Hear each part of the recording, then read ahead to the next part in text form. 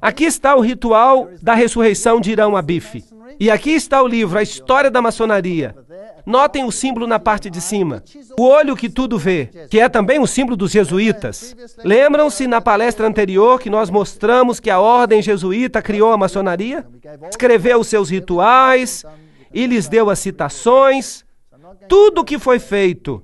Vocês podem olhar isso na palestra anterior. E é por isso que eu não vou repetir isso. Aqui está o simbolismo que eles usavam. Vamos olhar alguns deles. Assim, esses símbolos passaram a ter 2 significados. Agora, tudo que nós estamos usando são citações esotéricas e exotéricas. O significado esotérico era o verdadeiro, o significado original, compreendido apenas por uns poucos, guardado em segredo por eles. O significado exotérico era para os goyum, a massa, os estúpidos, os não iniciados. Ele foi inventado ou modificado para dar uma satisfação à massa. Os mistérios sagrados que foram sempre mencionados em conexão com muitas religiões antigas, que eram guardados cuidadosamente pelos iniciados, diziam respeito aos significados esotéricos nas religiões dos tempos anteriores. Esses mistérios sagrados eram apenas a continuação das formas mais simples do antigo culto ao sexo. Na palestra anterior, nós vimos rituais nos quais as pessoas andavam nuas nas florestas. E até presidentes dos países que governam o mundo hoje. Nós vimos isso na palestra anterior, nada mudou.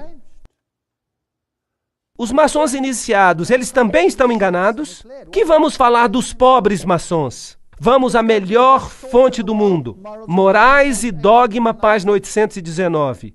Os graus azuis. Esses são os 3 primeiros graus da maçonaria. São como se fossem o pátio do pórtico do templo. Parte dos símbolos é mostrada aqui para os iniciados. Mas ele, escutem essa citação, é intencionalmente enganado por falsas interpretações. Não se quer que ele compreenda isso. O que se quer é que ele pense que compreenda. Não admira que eles não dão livros para os iniciados mais baixos. Isso os assustaria, não é verdade? A sua verdadeira explicação é reservada para os avançados, os príncipes da maçonaria. Todo o corpo da arte sacerdotal real, oculto tão cuidadosamente por séculos nos altos graus. Somente os altos graus sabem o que está acontecendo. E isso vem da boca do cavalo. Ninguém pode discutir com isso. Muitos maçons já ficaram zangados comigo, mas no fim eles admitiram que isso acontece mesmo. Eu conheço muitos maçons que se tornaram bons cristãos em consequência dessas palestras. É por isso que elas são importantes. Há muita gente boa que pertence à maçonaria. A maçonaria, como todas as religiões de mistério, o hermeticismo, a alquimia, esconde os seus segredos de todos, exceto dos avançados e dos sábios, dos eleitos, e usa falsas explicações de seus símbolos para enganar aqueles que merecem ser enganados. Aqueles que são estúpidos, aqueles que são usados para esconder a verdade que se chama luz deles e para afastá-los dela. O indigno e incapaz não deve ter acesso à verdade, ou ele a perverteria. Por isso, a maçonaria cuidadosamente esconde os seus segredos e intencionalmente engana os intérpretes presunçosos. Morais e Dogma, páginas 104 a 105. Aí está, direto da boca do cavalo. Aqui está um livro da alta maçonaria na Alemanha. E ele diz exatamente o que eles fazem. Formada da maçônica leitura, é do mestre maçônico a feitura, seu retrato místico declara os segredos da maçonaria, dos quais tanto se falara, mas ninguém conheceria. Então esta é a linguagem que você tem que aprender. Eles criaram uma sua linguagem porque Deus confundiu as línguas. Então eles criaram uma linguagem do simbolismo para que Deus não seja capaz de confundi-los de novo no futuro. Essa é a lógica deles. Então vamos dar uma olhada em alguns dos seus símbolos para ver onde a gente chega. As espadas cruzadas são parte dos símbolos, a cornucópia, o chifre da abundância. Nós temos pentagramas e compassos e retângulos, e a letra G, que eles dizem que representa Deus, mas que realmente representa o princípio gerador. É um órgão masculino, e o órgão feminino, porque só assim que você consegue procriar. Este representa o masculino e este representa o feminino. Agora, se nós voltarmos às outras religiões, se formos à China, por exemplo, nós vamos ver o Deus Sol, que é o equivalente, em outras palavras, de Ísis e Osíris. Eles estão aqui. Eles são Fuxi e Nua. Ali estão eles nos desenhos daquela caverna. E note que Fuxi e Nua carregam o compasso e o retângulo. Esses são os símbolos da divindade masculina e feminina. É isso que representam. E nas catedrais do mundo, isso é interessante. Essa aqui está sendo restaurada. Mas quem a restauraria? O nome da companhia é Air. Mas o que isso nos diz? Que tipo de companhia é essa? É uma companhia maçônica. Aqui você tem o avental. E o avental tem vários símbolos nele. Ali está o sol e a lua, as estrelas ao redor, e o compasso e o retângulo. E é claro, ali escondida está a letra M. E há um sigma do lado. E é claro, a maçonaria começa em todas as línguas do mundo com a letra M. Mas nós não vamos entrar em todos os detalhes. Eu só quero mostrar alguns deles. As chaves são muito importantes. Você as encontra em todos os sistemas religiosos. Os taus místicos são também importantes. Pombos com folhas de oliveira na boca e outros símbolos. Todo esse simbolismo vem da maçonaria. E martelos e foices são parte do simbolismo da maçonaria. Vocês sabem onde eles ocorrem também, não sabem? E você pode colocar este quadrado ou na forma de foice ou em outra forma. O olho que tudo vê, é claro. O pentagrama e o pentágono são muito comuns. Estes são símbolos ocultos. Hoje há edifícios inteiros que são construídos como pentágonos. Sabiam disso? E então você tem, é claro, a figura do Joanita, São João, assim chamado, que realmente é um símbolo de outra coisa. E há o X, e então a cruz. O que você notou na cruz? É uma cruz de cabeça para baixo, símbolo da vitória sobre Jesus Cristo. Nós vamos dar mais detalhes sobre isso daqui a pouco. Aqui, martelos e foices e cruz de cabeça para baixo, e Gs e todos os tipos de coisas interessantes. O sol, a lua, as estrelas, tudo isso é simbolismo. Agora, se você quer traçar o primeiro e o segundo grau e outros, há também um vasto simbolismo aqui. O sol, a lua, as estrelas. E se você intercalar esses, então você obtém hexagramas e pentagramas. A estrela está no Oriente. E dizem ao não iniciado que se trata da estrela de Belém. Mas há aqui, é claro, um problema se você usar a sua lógica. Os magos vieram do Oriente e eles caminharam na direção da estrela. Então, onde deveria estar a estrela de Belém? Deveria estar no Ocidente, mas há uma outra que estava no Oriente. E é por isso que a Bíblia condena as orações dirigidas ao Oriente, certo? Porque essa representava o Deus Sol. E essa estrela do Oriente não é outra senão Sírio, a mais brilhante estrela do céu. O luminário, o iluminado, é um símbolo de Lúcifer. Qual que é o planeta mais brilhante do céu? É Vênus. Vênus é o nome da estrela da manhã. O nome estrela da manhã é a forma masculina. E Vênus é a forma feminina. Então você tem o lado masculino e o lado feminino aqui.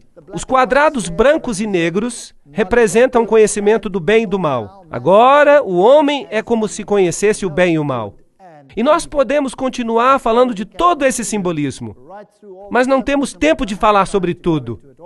As duas pilastras, Jaquim e Boaz, supostamente as pilastras do Templo de Salomão, mas essas são representações do zigurate de Babilônia.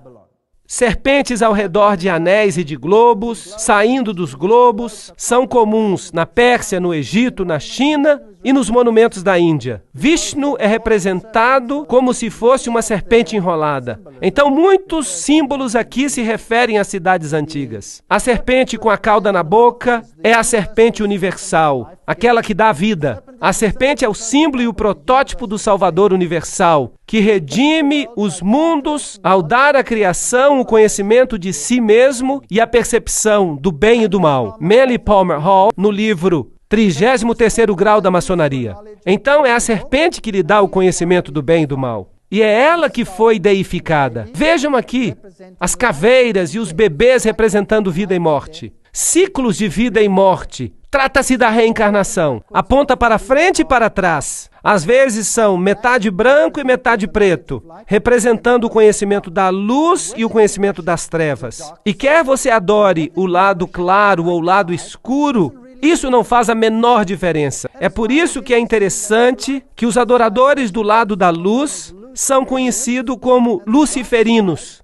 E os do lado escuro são conhecidos como bruxas, magos e satanistas. E eles são todos amigos, porque seu Deus é o mesmo. Não importa que veículo você use para conhecê-lo, é o mesmo Deus. As chaves cósmicas, a resposta ao céu e ao inferno, os símbolos pagãos religiosos são também comuns na maçonaria. Atena, Terra, Ceres, Hermes, que é o símbolo muito comum usado também pelos jesuítas nas catedrais, que tem o símbolo de Hermes. E é claro, a maçonaria diz que os seus ritos são herméticos. Hermes, filho de Mes, filho de Cão, lá do princípio. Mas nós não temos tempo para falar dos detalhes.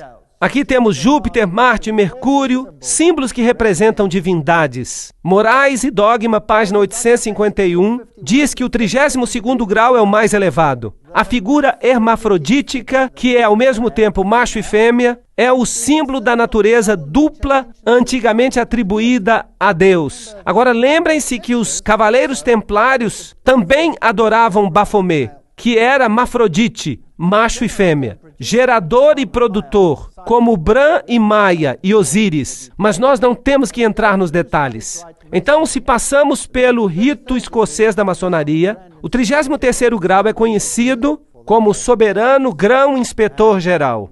É um grau honorário para os mais elevados maçons. E então, se você desce, o sublime príncipe do segredo real é o 32º.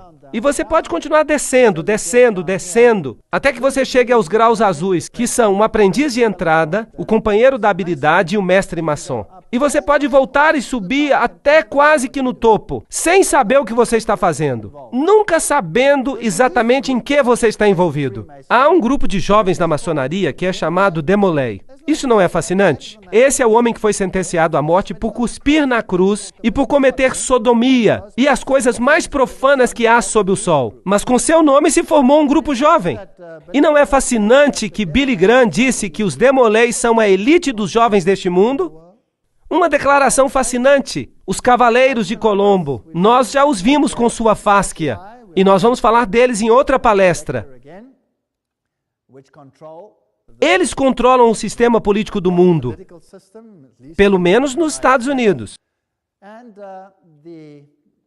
E o cabeça da loja recebe a posição de mestre adorável.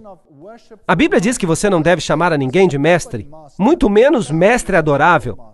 Isso viola o primeiro mandamento. A sede do Conselho Supremo, do rito escocês da maçonaria, jurisdição sul, nos Estados Unidos. É isso que está escrito na frente. Você tem a esfinge com as serpentes do lado, e esta é conhecida como a Casa do Templo. Fica do lado leste da Rua 16 Noroeste, entre as ruas R e S, em Washington, Distrito Federal. É aqui que os altos maçons se encontram. Todo o gabinete dos Estados Unidos se encontra aqui. Quer sejam democratas ou republicanos, não faz diferença. É aqui que as decisões são tomadas. Este é um livro chamado O Engano Fatal, escrito por um homem, James D. Shaw. Ele foi iniciado no mais alto grau, o 33º grau, mas ele saiu da maçonaria. Na cerimônia do 33º grau de iniciação, o juramento é selado, bebendo vinho dentro de um crânio humano. Que este vinho que eu agora bebo se torne um veneno mortal para mim, como o suco de cicuta que Sócrates bebeu. Se algum dia, voluntariamente ou não, violar esse voto. E um membro vestido de esqueleto coloca seus braços ao redor do candidato que então fala. E que esses braços frios me envolvam para sempre se eu voluntariamente ou não violar esse voto. Aqui temos outros símbolos da maçonaria. Aqui estão os assim chamados símbolos secretos. E se você olhar para eles, vai perceber que alguns deles são muito interessantes. Se você já pensou que os Vs têm alguma coisa a ver com Volkswagen, eu sugiro que você pense de novo. Aqui estão dois Vs, um dentro do outro. Representam a união de dois deuses. E se você já pensou que isto aqui é o coração da Grã-Bretanha, então você deve saber que a Grã-Bretanha não passa de um país controlado pelos maçons. E também a sua religião, como nós veremos. Todos esses são símbolos. O aquário, por exemplo. E se você pensava que essa era a estrela de Davi, então pergunte a si mesmo por que antes da maçonaria essa não era a estrela de Davi. E esses símbolos aqui, claro, muito comuns, mas não temos tempo de entrar em detalhes. E se você vê êxtase e tabletes de mandrágora sendo distribuídos entre os jovens, eles também têm esses símbolos neles. Você acha que esse símbolo aqui era da Mitsubishi? Eu acho que eles ficariam muito zangados se eles soubessem que você está pensando que eles estão distribuindo mandrágoras e êxtase. E aqui você tem este símbolo, este V com W. Este W que é como se fossem dois Vs abraçados um ao outro. Esses são símbolos ocultistas. Em outras palavras, são drogas distribuídas por uma organização que usa os símbolos da sua religião. E se você achava que esse coral do Papa era patrocinado pela Volkswagen, é melhor pensar de novo. Esse símbolo significa outra coisa. Essas crianças inocentes estão carregando o símbolo de Lúcifer. E aqui está o simbolismo de Aleister Crowley. Veja que é muito semelhante. Você tem o pentagrama e todos os símbolos aqui. O G. Perceba que é basicamente a mesma estrutura. Você pode sentir isso. E então você tem o pentagrama, e você pode ter desse outro jeito, e você pode ter daquele jeito ali, dependendo do que você queira. Esse aqui é o bode de Mendes, o lado escuro. Infelizmente, o lado feminino. E aqui está a representação masculina. Vamos perguntar ao dicionário de misticismo o que é que significa o pentagrama. É considerado pelos ocultistas como o meio mais potente de invocar os espíritos. Quando uma única ponta da estrela aponta para cima, é considerado como um sinal do bem, e significa que está chamando espíritos benignos. Quando o único ponto aponta para baixo e um par de pontos fica por cima, é um sinal do mal e é usado para invocar os poderes das trevas. É interessante que este símbolo é, claro, usado em toda parte do mundo, inclusive na maioria das bandeiras. Vamos perguntar a outra fonte, a Enciclopédia da Maçonaria. Os maçons dos Estados Unidos têm, por acordo tácito, se referido a ele, o pentagrama, como símbolo das 5 pontas da comunhão. Os contornos da estrela de 5 pontas são os mesmos que aqueles do pentalfa ou Pitágoras. Na ciência da mágica, o pentalfa é chamado de pentagrama misterioso e sagrado. O pentagrama na estrela dos magos. Então, isto é ocultismo. Você tem masculino e feminino, bem e mal, Adão, Cádmo, todos esses símbolos. O homem divino. E agora nós chegamos ao ponto onde nós vamos começar a revelar o que eles são de fato. E que Deus nos ajude, enquanto continuamos nesta estrada, a descobrir qual de fato é a agenda secreta da maçonaria.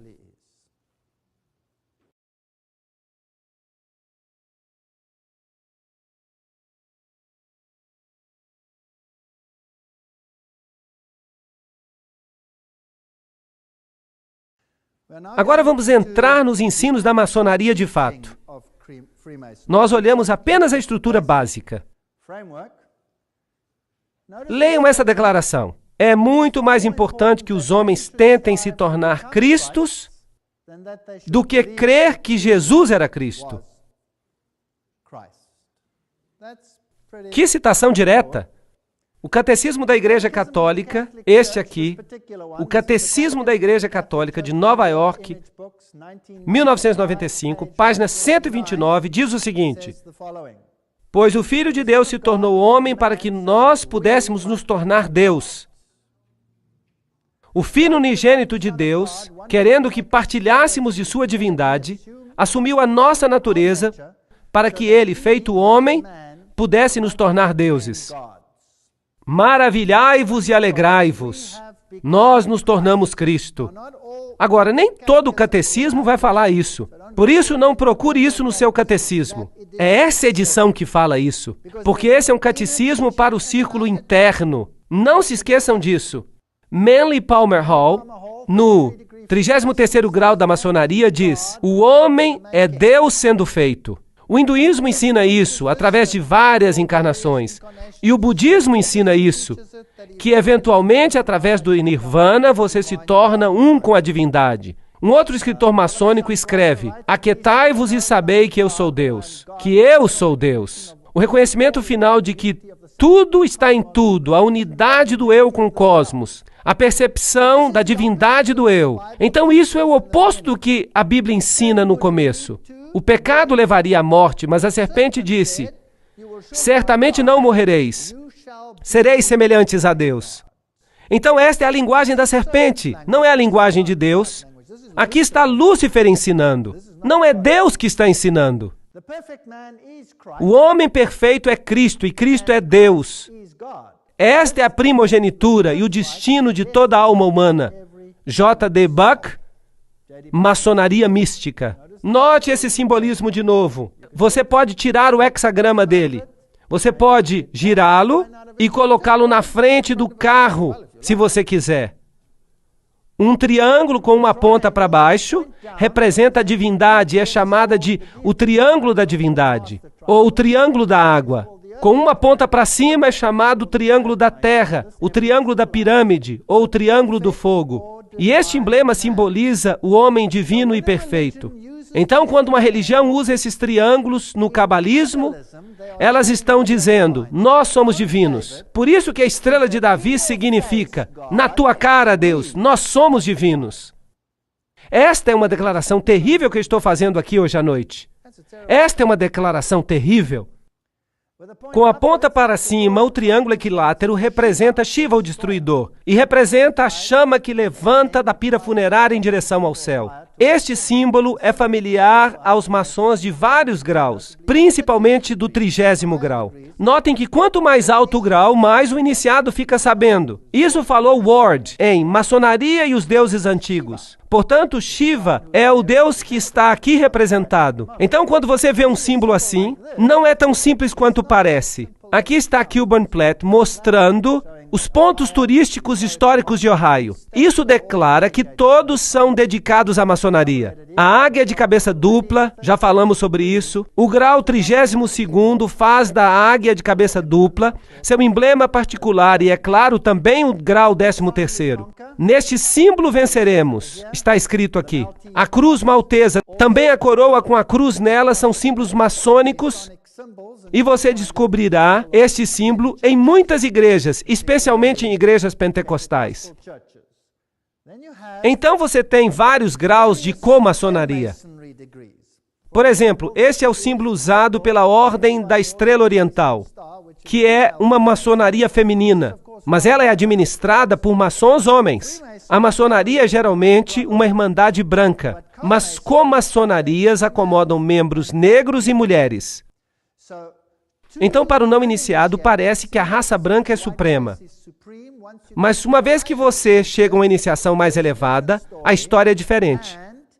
Nimrod era adorado branco ou preto. Ali está o caos criado entre as raças. Então você tem a Ku Klux Klan, que é anti-negra. E você tem organizações que são igualmente anti-brancas. Isso é chamado de pensamento dialético. Lembram-se do princípio de Hegel? Você cria fricção entre as raças para que você possa ter a síntese no final e causar uma nova ordem mundial. Então, para unir as raças, a melhor coisa a fazer é criar caos entre as raças, até que a dor da separação seja maior do que a dor da unidade. Você consegue entender o pensamento dialético de Hegel? Ele é doentio, mas é brilhante. E não importa que você tenha que sacrificar milhares de vidas para alcançar seu objetivo, porque o fim justifica os meios. É realmente uma doutrina horrível. Então, se você vai até uma comaçonaria, este é o símbolo da comaçonaria. Será que os seus símbolos, palavras e expressões são também encontradas no ocultismo? Sim, claro que são. São usados na Aurora de Ouro e em outras sociedades, como já falamos. Aqui está a Ordem da Estrela Oriental. Aqui está o seu centro principal, a sede mundial, também conhecida como Templo Internacional. Ela fica em Washington, Distrito Federal. Esta aqui é a maçonaria da Sala do Príncipe. Esta é a maçonaria negra. Geralmente, nem os próprios maçons conhecem todas essas suborganizações.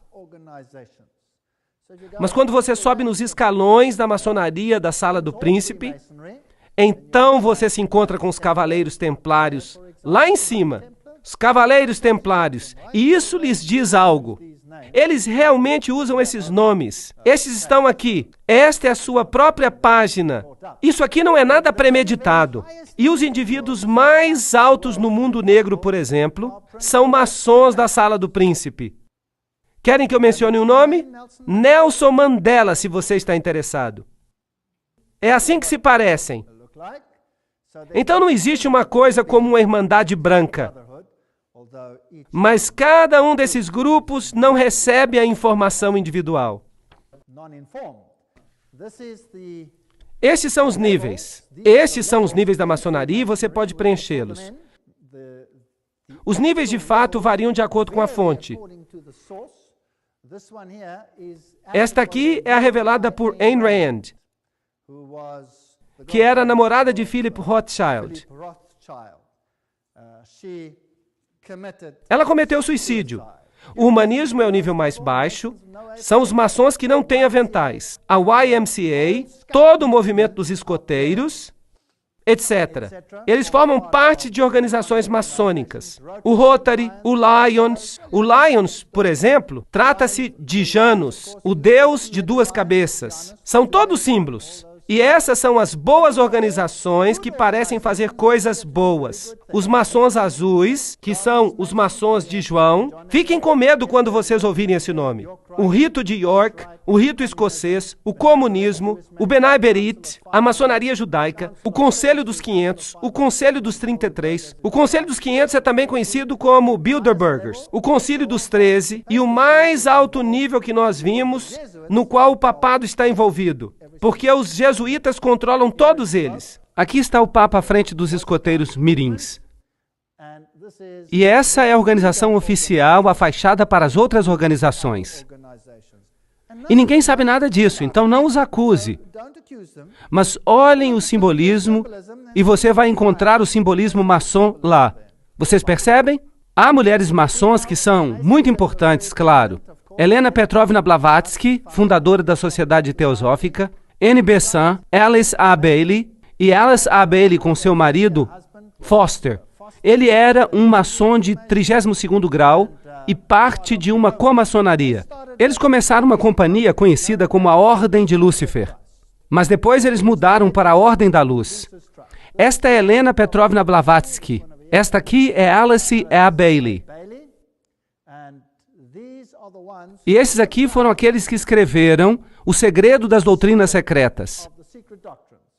Claro que para alcançar os graus mais elevados, eles precisam ser homens. Por isso, Annie Besant é chamada de Irmão Annie Besant, maçom de 33º grau. O mesmo acontece com os egípcios. Se uma mulher se torna faraó, então ela tem que ser homem.